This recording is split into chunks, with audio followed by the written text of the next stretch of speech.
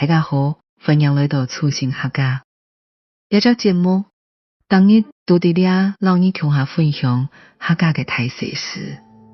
我係主持人阿燕妹，今日我來講一集當沖繞，未當用日本人誤會嘅題目。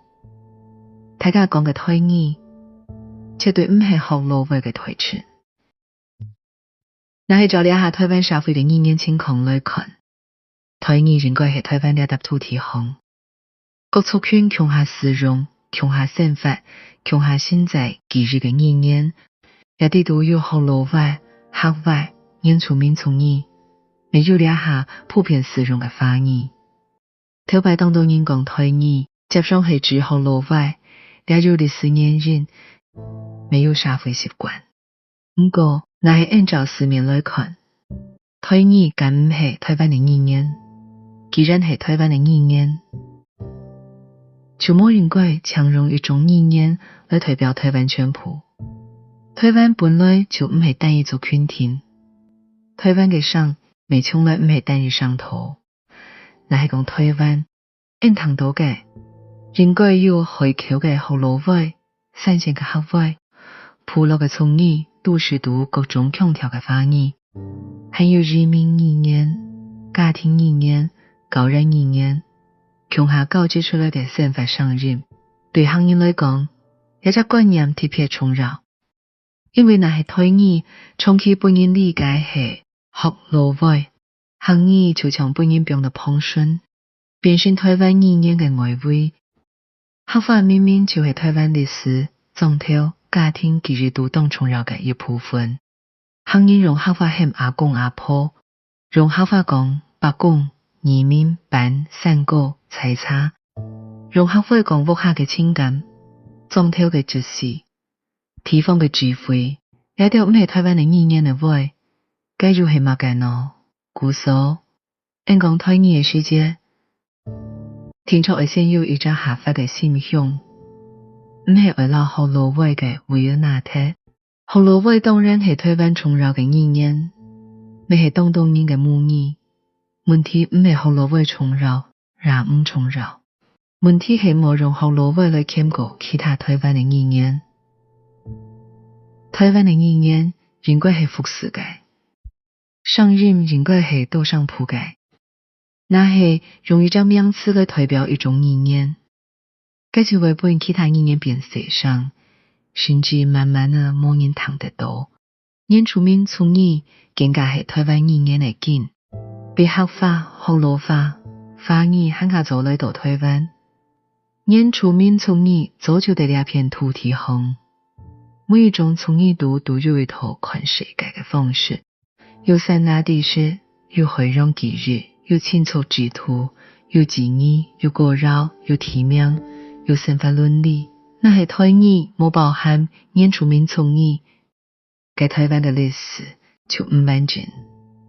台灣嘅名字未會少得當침嘅根，一下華語喺台灣未係重要嘅語言。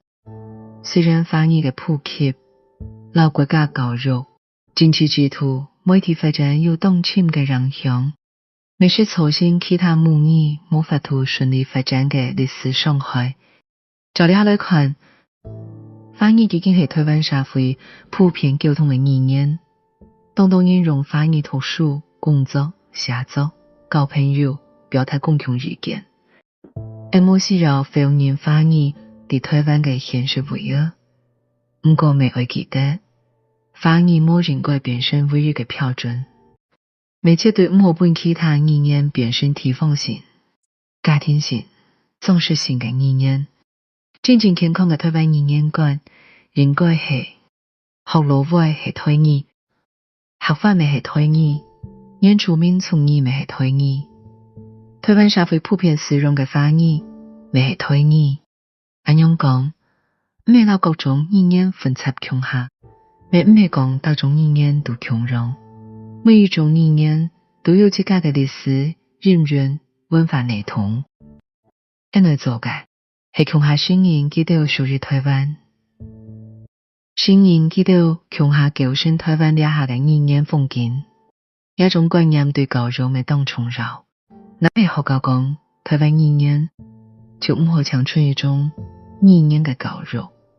学生嘅应该会知台湾有客话、学罗话、念出民族语，还有各种新出名意念。法语咪系今日台湾共同生活嘅一部分。后生人若系从细就有呢一种道义观，就唔会老到会讲没有一种意念掌算台湾，咪唔会认为自家不卡讲客法、从语、法语，就感觉到自家离台湾好远。对客法嘅推广来讲，也咪系一只机会，那系台语嘅意思变法，客法就唔系老撇嘅意念强为了。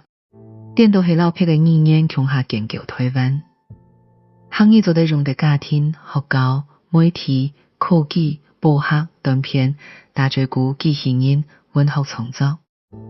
因讲客话嘅世界，唔单将保存客家，咪系啲嘅讲出台湾其中一种重要嘅声音。最后，我想讲，台语两只词系继续用，就会下公平，下有历史感。还有包容性。台语唔系单一意念嘅专利，台语系台湾多族群、多历史、多生活经验嘅总称。因尊重学罗话，咪爱尊重客话；尊重客话，咪爱尊重演出民族语、宣言方言嘅现实，咪爱片面方言压过其他嘅母语。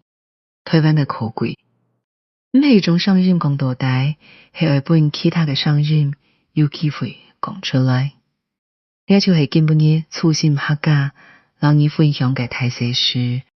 希望因讲台语嘅世界，心感度上多嘅，兼系单一种意念，系贵州台湾嘅意念森林。